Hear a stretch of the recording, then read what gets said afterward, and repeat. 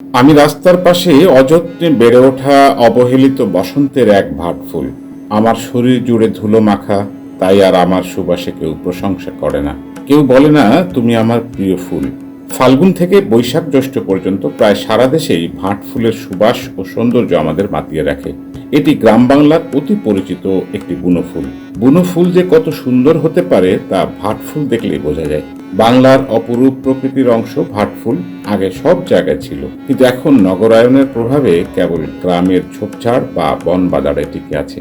রূপসী বাংলার কবি জীবনানন্দ দাশ বুনো ভাট ফুলের সৌন্দর্যে বিমোহিত হয়েছিলেন। তার একাধিক কবিতায় এই ফুলের নাম এসেছে।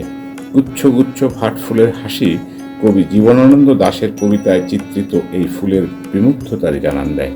এমনই হিজল বট তমালের নীল ছায়া বাংলার অপরূপ রূপ দেখেছিল। বেহুলাও একদিন গাঙুড়ের জলে ভেলা নিয়ে, কৃষ্ণা দ্বাদশীর জ্যোৎস্না যখন মরিয়া গেছে নদীর চড়ায়, সোনালী ধানের পাশে অসংখ্য অশ্বথ বট দেখেছিল হায়। শ্যামার নরম গান শুনেছিল একদিন অমরায় গিয়ে, ছিন্ন খঞ্জনার মতো যখন সে নেচেছিল ইন্দ্রের সভায়।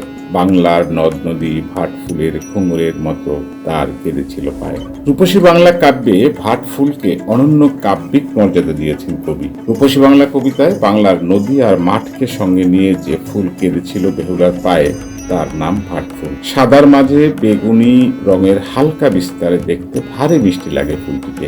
ফুলটির আরো কয়েকটি নাম রয়েছে। কেউ কেউ ডাকে খেটু ফুল, কেউ বা বলে বনজুই। পৌরাণিক নাম ঘণ্টাকর্ণ।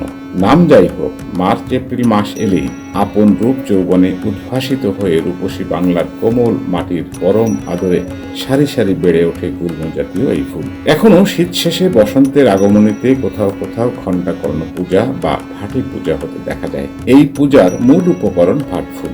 লোকবিশ্বাস মতে বসন্তে দেবী শীতলার পূজা করা হয় বসন্ত রোগ থেকে মুক্তি পেতে। সেই বিশ্বাসে অনেকে একসময় মনে করত দেবী শীতলা প্রকৃতিতে ও মানুষের শরীরে বিস্ফোরক সৃষ্টি করেছেন।